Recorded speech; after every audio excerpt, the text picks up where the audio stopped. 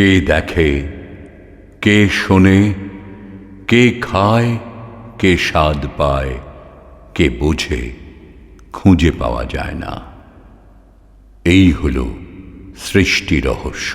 জন্মসিদ্ধ 10ই ফেব্রুয়ারি 1967 কলকাতার বালিগঞ্জে এক বিশাল ধর্মসভায় শ্রী শ্রী ঠাকুরের অমৃত ভাষণের প্রসঙ্গ সৃষ্টি রহস্য।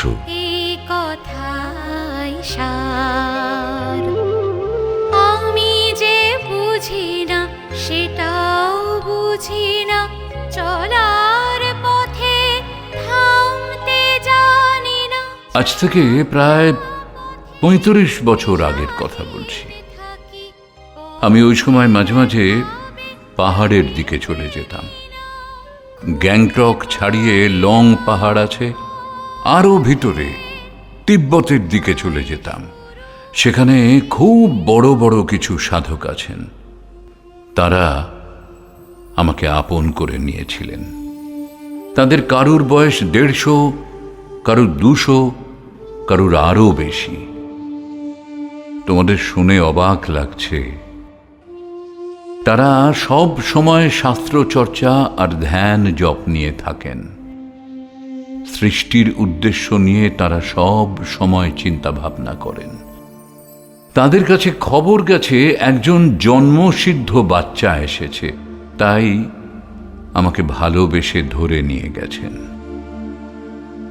যেটা সাধনা করে লাভ করতে হয় সেটা আমার মধ্যে জন্ম থেকেই ফুটেছিল সহজভাবে। তাই তারা আমাকে নিয়ে গেছেন কিছু শুনবেন বলে। সেখানে বাইরের লোক কাউকে ঢুকতে দেয় না। ওরা ওদের মধ্যে আপন মনে বিশ্ব রহস্যের চিন্তায় সদা সর্বদা ডুবে থাকেন। তাদের ভেতর এমন একটা প্রাণের সংস্পর্শ আছে যেটা এখানে কম দেখা যায়। কোনো ছোট বড় তারা দেখেন না। জ্ঞানের কাছে তারা সবাই মাথা নত করতে জানেন। আমাকে নিয়ে খুব আপ্যায়ন করে বসালেন একটা বড় পাথরের ওপর। সবাই আমাকে ঘিরে বসেছেন। আমার গলায় একজন বৃদ্ধ মালা পরিয়ে দিয়ে বললেন, আমার বয়স কত আমি নিজেও ঠিক জানি না। 200 বছর পর্যন্ত হিসাব ছিল, তারপর আর খেয়াল নেই। এতদিন ধরে আমি সাধনা করে চলেছি, কিন্তু এই বাচ্চার মতো এরকম কাউকে দেখিনি। আমার তখন 12-13 বছর বয়স হবে। সবার মধ্যে একজন বললেন,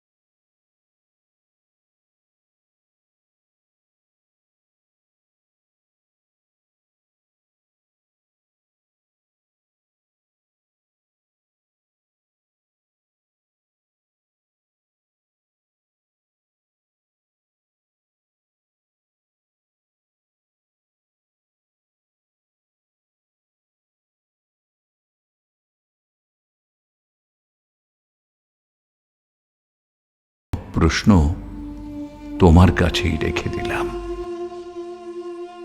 বৃদ্ধের এই প্রাণ ঢালা কথা শুনে আমার দু চোখ জলে ভরে গেল।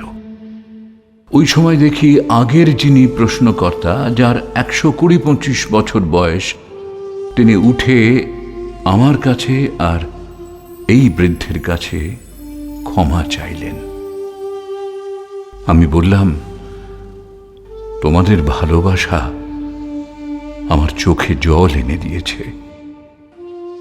যে ইচ্ছা শক্তির থেকে এই জগৎ সৃষ্টি, সে শুধু চায় আকুলতা ভরা ডাক। সাংসারিক জীবনে মা বাবা ভাই বোন স্ত্রী পুত্রের মধ্য দিয়ে স্রষ্টা সেই ডাকের পরিচয়ের ইঙ্গিত দিয়ে যাচ্ছে। খুঁজতে গেলে কাউকে খুঁজে পাওয়া যায় না। কে দেখে, কে শোনে, কে খায়, কে স্বাদ পায়, কে বোঝে, খুঁজে পাওয়া যায় না। আমাদের চিন্তা যে একটা রূপ নেবে, ধ্যানে যে একটা রূপ নিতে পারে, তার প্রমাণ কি? তার প্রমাণ এই জীব জগৎ। কিন্তু এই রূপটাই তো প্রথম থেকে ছিল না, তারও আগে অন্য রূপ ছিল। চিন্তা করে দেখো তো, জগতে যে অদ্ভুত নানা রূপ, এই রূপ কোথা থেকে এলো? কে করলো? কোথা থেকে করলো? কে সৃষ্টি করলো? কিভাবে সৃষ্টি করলো? ভগবান যদি বলি, তবে প্রশ্ন আসে, ভগবানকে কে সৃষ্টি করলো? বিজ্ঞানীরা এনার্জির কথা বলে, ম্যাটারের কথা বলে, কিন্তু সেটাই বা এলো কিভাবে? একটা ঘর সাজাতে গেলেও তো কাউকে না কাউকে সাজাতে হয়। এখানে টেবিল, এখানে চেয়ার, আমরা নিজেদের সুবিধা মতো সাজিয়ে সাজিয়ে রাখি। এই বিশ্বজগতের এই সেটিংটা, এই সাজানোটা, এই পাহাড়, ওই সাগর, ওই চন্দ্র সূর্য কে সাজালো? একটা পুকুর কাটতেও তো কত কত লোক লাগে, আর এত বড় সাগরটা কে কাটলো? তোমরা সহজে পেয়ে যাচ্ছ বলে গুরুত্ব দিচ্ছ না। এই কারিগরি, এই তুলির টান কে দিল? কে করলো? কিভাবে এলো? সবগুলো গভীরভাবে দেখলে কি মনে হয় না যে কে যেন বসে বসে বুদ্ধির কারিগরি করে গেছে? প্রথম থেকেই তো পৃথিবীর বুকে আজকের মতো মানুষ বা জীবজগৎ ছিল না। এই পৃথিবী 10,000 বছর আগে একরকম ছিল, 20,000 বছর আগে আর একরকম ছিল। যিনি আঁকবেন, তুলির টানটা তো সেই রকমই হতে থাকবে। এই যে বিভিন্ন রূপ কিভাবে এলো? যিনি সৃষ্টি করেছেন, কেন করেছেন, কিভাবে করেছেন? কেন কেন করে কেনর আর সমাধান হয় না। কিন্তু সমাধান আছে, নিশ্চয়ই আছে। সৃষ্টি যখন হয়েছে তখন সমাধানে আসবেই। বিষয়বস্তু কঠিন হলেও সহজ কথায় জানিয়ে দিচ্ছি। ভগবান আছে কিনা তা জানার প্রয়োজন নেই।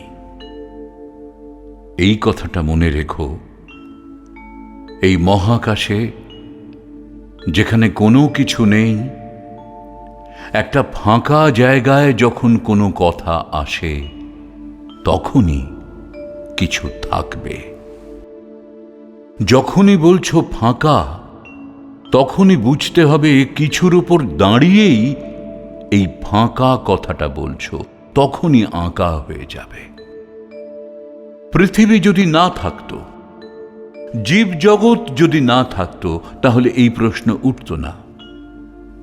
তুমি আছো বলেই এই প্রশ্ন করতে পারছো। যখনই ব্যাখ্যা আছে, তখনই বুঝতে হবে সবই আছে। ফাঁকা যেভাবে প্রতিষ্ঠিত, আঁকাও সেইভাবে প্রতিষ্ঠিত। তবে ফাঁকাটাই কি কেবল আছে? এই যে শূন্যে ফাঁকা জায়গার মধ্যে সমস্ত গ্রহ উপগ্রহ পৃথিবী বলের মতো ঘুরছে, তার মধ্যে আবার গাছপালা, পাহাড়, সাগর, এসবই বা কেন? এই যে সাজানো চুল, নাক, চোখ, মুখ, এইগুলো কোথা থেকে এলো? এগুলো যদি ধরে নিই ভগবান করেছে, তাহলে সাথে সাথে প্রশ্ন আসে, ভগবানকেই বা কে করল? ভগবান বলে যে ব্যাপারটা, সেটাও কি তাহলে চোখ, মুখ, নাকের মতো আপনা আপনি গজিয়েছে? এই যে মেঘ দেখছো, শূন্যে ঘুরছে, পৃথিবী, গ্রহ, উপগ্রহ সবাই শূন্যে ঘুরছে, সবাই এমন একটি জায়গায় আশ্রয় নিয়েছে যার কোনো পরিচয় নেই। পরিচয় বিহীনের কাছে আশ্রয় নিয়েছে সবাই। শূন্য এমন একটি স্থান যার কোনো ব্যাখ্যা নেই। আবার তার কাছেই গ্রহ, নক্ষত্র সকল কিছু আশ্রয় নিয়েছে। আশ্রয় যখন কেউ নেয়, তখনই বুঝতে হবে স্বস্তিতে না থাকলে এতদিন ধরে কেউ আশ্রিত হয়ে থাকতে পারে না। নিশ্চয়ই সবাই শূন্যের কাছে আশ্রয় পেয়ে ভরপুর হয়ে রয়েছে। আমাদের এখানে কয়েকটা গাড়ি চলে, তাতেই কত অ্যাক্সিডেন্ট। আর মহাশূন্যের জগতে অন্তত কোটি সৃষ্ট বস্তু, গ্রহ, নক্ষত্র, উপগ্রহ, চন্দ্র, সূর্য, কই সেখানে তো অ্যাক্সিডেন্ট ঘটছে না। কি সুন্দর সব মেশিনের মতো ঠিক ঠিক চলছে। কে এইভাবে নিখুঁত গণিতের নিয়মে সব কিছু সাজালো? কে সাজিয়েছে তাকে আর খুঁজে পাওয়া যায় না। এই না পাওয়ার ইঙ্গিত, এই ফাঁকার ইঙ্গিত আমাদের জীবনের প্রতিটি ধারায় পরিলক্ষিত হচ্ছে। দুপুরে খেয়ে আবার রাত্রে খেতে হচ্ছে, এতটুকুই পূরণ করতে পারছো না। যখন পেট ভরে খেলে মনে হয় জীবনে বুঝি আর খাবে না, কিছুক্ষণ পরে আবার ক্ষুধা লাগে। ঠিক সেরকম খুব যখন তেষ্টা পায়, মনে হয় একটা সাগর দিলেও খেয়ে ফেলতে পারবো, কিন্তু এক গ্লাসেই সেই তেষ্টা নিবারণ হয়ে যাচ্ছে। দেখা যাচ্ছে একটা ইঙ্গিত যেন প্রতি মুহূর্তে পাচ্ছি। এর থেকে শিক্ষণীয় কি পাচ্ছি? কিসের ইঙ্গিত বুঝিয়ে দিয়ে যাচ্ছে? বলছে, যতই তুমি খাও, যতই তুমি দুনিয়া ভরে দাও, ভরা আর হয় না। কেন ভরা হয় না? কারণ আমরা ভরার মধ্যে নেই, আমরা খালির মধ্যে আছি। আমরা ভরার জন্য অগ্রসর হচ্ছি, সেই চেষ্টাতেই এগিয়ে চলছি, ভরার জন্য আপ্রাণ চেষ্টা করছি। এই চেষ্টার মাধ্যমেই ফুটে উঠছে আমাদের বুদ্ধি, বিচার, চেতনা। প্রতি মুহূর্তে খেয়াল রাখবে, জীবনে যা কিছু করছো মনে হয় যেন মিটে গেল, কিন্তু মেটে আর না। এই যে একটা অদ্ভুত অবস্থা, অদ্ভুত জায়গায় আছি বলেই এই রূপ হয়। এই পৃথিবী যে একটা দলার মতো পড়ল, শুধু এই পৃথিবীই নয়, এরকম কোটি কোটি পৃথিবী দলার মতো মহাশূন্যের বুকে ঘুরে বেড়াচ্ছে। এই খালি জায়গায় এত মাটি বা আসলো কোথা থেকে? এখানে তো একটু মাটিও পয়সা দিয়ে কিনতে হয়, আর খালি জায়গার মধ্যে এত বড় মাটির দলা কোত্থেকে এলো? দুধটা থেকে মাখন কি এমনি দলা হয়ে বেরিয়ে আসে? দুধ মন্থন করলে তখন বের হলো। মহাশূন্যে পৃথিবীটাও সেই রকম মাখনের মতো কণা কণা হয়ে বিরাজ করছিল। প্রতিটি কণাতে আবার ইচ্ছা শক্তি রয়েছে। এই যে ফুলটা, এটা এই হাতে নেবে না ওই হাতে নেবে, এটা যেমন তোমার ইচ্ছা, ঠিক সেই রকম প্রতি কণাতে ইচ্ছা শক্তি রয়েছে। কুলি মজুর এমন কেউ নেই পৃথিবীতে যে বলবে আমার কেউ নেই। সবারই 2-4 জন করে বন্ধু আছে, প্রত্যেকেই প্রত্যেকের কোম্পানি চায়। 2 বন্ধু মিলছে, এই যে মিলন, তেমনি কণাগুলো কণার সঙ্গে মিলতে চায়, কণাগুলো মিলতে আরম্ভ করেছে। প্রত্যেক কণার ইচ্ছা শক্তি আছে।